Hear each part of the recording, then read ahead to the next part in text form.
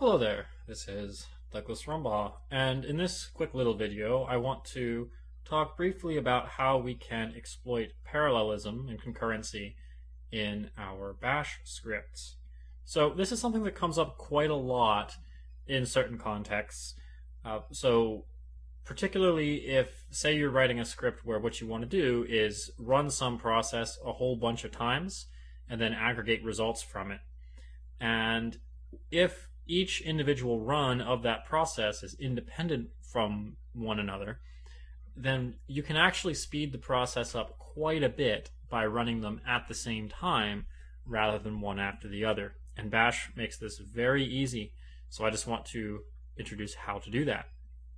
As a motivating example here, I've just thrown together this little toy problem, or this little toy script rather, which runs this experiment script, which I'll pull up in just a moment, dumping the output of it into this data file, and then when we're done, it sums up all the results or all the numbers within that data file. So we're just aggregating data from across several different runs and then adding it all together to get our final answer. All this sum function does is it runs through the file and adds everything up. So nothing too crazy going on right there. Now the experiment, just for the sake of demonstration purposes, all it does is echoes a random number between 0 and 99. And I threw in a sleep here to demonstrate, or rather to simulate this experiment taking a little bit of time to run.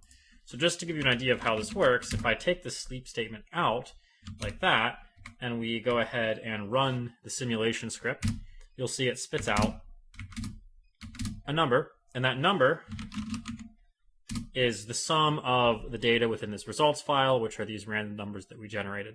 So as you can see, it happens quite quickly. However, if I introduce this sleep statement causing the individual experiments to run for a longer period of time, and then I rerun the simulation, you'll find this is going to take a little while.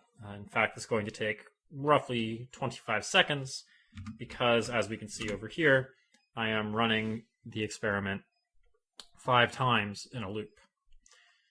Now, if we take a look at the experiment, you'll notice that it's completely self-contained. Nothing in here is dependent upon anything else. And there we go. Nothing in here is dependent upon anything else, which means there's nothing that would stop me from running this at the same time, running them concurrently. So rather than running the first experiment, then the second, then the third, then the fourth, and then the fifth, I should be able to tell Bash to run all 5 at the same time, which should get me my result much faster because I'm not constantly waiting, assuming that my computer, of course, has the CPU resources to run multiple of these experiments in parallel, that is, at the same moment as each other. So say it's a multi-core processor. Now, as a first thought, you might think, well, why don't I just run it in the background? So as you may be aware, and if you're not, here you go, you can use an ampersand at the end of a command to tell your script to run that in the background. So what this means is that I'm going to run this and then immediately not wait for it to finish, go back up to the loop again.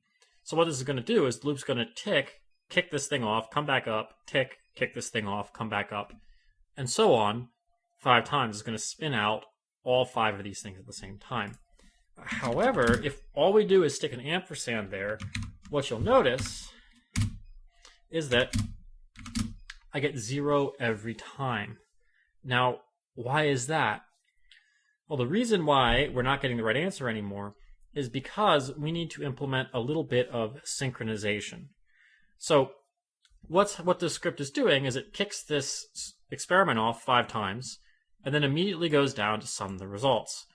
The trouble is that when I execute this results sum line down here, the experiments haven't finished yet, so there is no data. What I need to do is kick off all of the experiments and then tell the script to wait until all the experiments are done before it attempts to sum up the results. And the way you do that is quite simple. Just add the keyword wait, and this is going to cause my script to wait for all of the child processes that it's spun off to finish before it proceeds past that point. So now with that wait in place, if I go ahead and run my simulation here,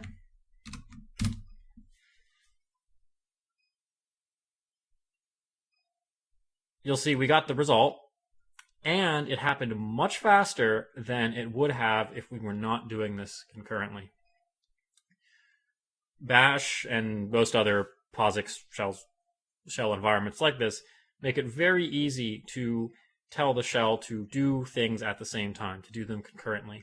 And in situations where I can spin all these off at the same time and not worry about it, so there's no dependency, it's something you can very easily do and will save you quite a bit of runtime, assuming you have the resources on your computer to accommodate that. That's all for this one, just a short little video. I hope that you found this interesting and useful, and I will see you in the next one.